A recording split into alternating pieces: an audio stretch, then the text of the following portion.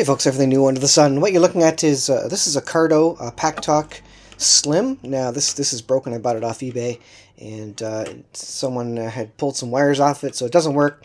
But I want to show it to you for demonstration purposes. I want to talk about using Vox on FRS, Family Radio Service walkie-talkies.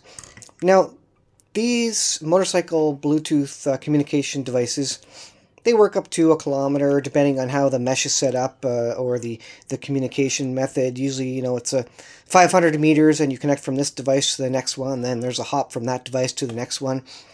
Whereas these will communicate up to 2, 3, 4 kilometers potentially. They have full antennas. There's higher wattage. Some of these put out a watt to 2 watts, and so they go a lot better in terms of range than a Bluetooth headset.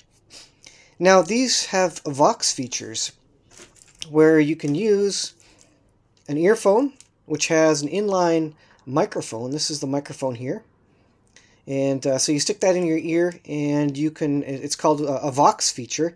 And as soon as I plug it in, it shows just over top the one there. You can see, if I can get this set up here, you can see over top the one, if I plug this in, it actually shows Vox. You can't read that, but it says Vox over there. So automatically, as soon as I plug in the headset, the earphone, and the microphone, it goes into Vox Mode. And what Vox Mode means is that you don't have to click the PTT button, the transmit button, to talk. You simply talk into the microphone, and over a certain squelch, it'll start transmitting, effectively clicking the PTT button for you.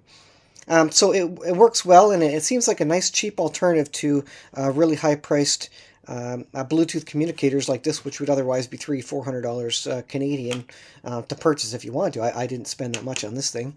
It was broken when I got it, and I can't really afford $300 units. So I decided to try out the Vox on these FRSs, because you can get these FRSs for $50-60 depending on what it is, and they usually come with the headphones and some Vox methods. So this is a Uniden. I don't know what the model number is, but they're waterproof effectively. They're rechargeable. They have the headphone and USB on the top there, and they communicate for a long distance. And so it would be better than Bluetooth. So getting around to the point of it, how do they work for motorcycle communications? Well, the problem with this is that you can set the sensitivity, but there's no real noise cancellation, wind cancellation. There's no real logic to attempt to strip out the noise, the wind noise, from the microphone here.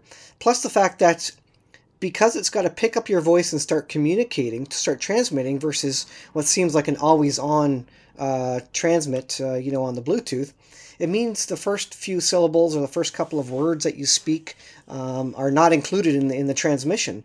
So you start talking, and all of a sudden this lights up and starts transmitting, but the first couple of words you said have already been said, and no one heard it on the other end. So it's tricky to get this Vox to trigger and have that full audio go through to the person you're trying to talk to. It's almost easier to press the PTT, talk, and then let go of the PTT to stop talking. So from that point of view, in terms of a hand-free motorcycle set, it doesn't really work very well for that situation.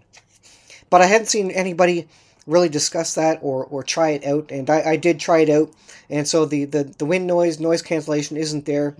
It doesn't automatically transmit soon enough, quick enough, like the Bluetooth receivers do. So although this would go farther and would be a better bang for your buck, just the ease of use in terms of communicating is the issue with those, and that's why you pay the big bucks for the big expensive ones. They don't go as far, but they just work. They just connect. The other nice thing about these is you don't have to sync them. You put them, well, I guess you do have to sync them. You put them on the same channel, and then you can communicate in groups of up to 100 to 200 if you want, if everybody's on channel 21, versus relying on the Bluetooth logic where you can connect to 4 or 6, 10 different people in a group, etc. So you're relying on technology for this, whereas this is just putting a voice audio out into the airwaves, and then if you have a receiver that picks it up, it can be any FRS, family radio system receiver, and you'll be able to talk and communicate, hear and communicate with the person using it. So a couple of pros and cons to it. This looks like a good idea, but again, the other thing is that the earpiece that you get with it is hard to keep in your ear in your helmet. You kind of want a speaker, and so that's the other thing you get with the more expensive units. You get a dedicated speaker which you stick into your helmet, which is much louder, etc. And with these earpieces, they fall out of your ear when you're trying to put your helmet on, so they're not ideal for that. So a couple of quick thoughts about using FRS and the Vox functionality. It's probably not going to work very well for you, but if you are willing to, you can get remote PTT buttons for some of these that actually work with Bluetooth, and you put them on the handlebar of your bicycle, motorcycle, wherever. And when you want to talk, you press the button on your handlebar, it goes over Bluetooth to this headset, and then you can talk, but you have to hold it down while you're talking, and that gets past the Vox voice operated transmit is what it stands for, I guess. That gets past the Vox option, but the Vox option again is nice because it kind of simulates what you get with another Bluetooth headset. So thanks for watching. I'll leave it there. Let me know if you have any questions in the comments, and have a good day.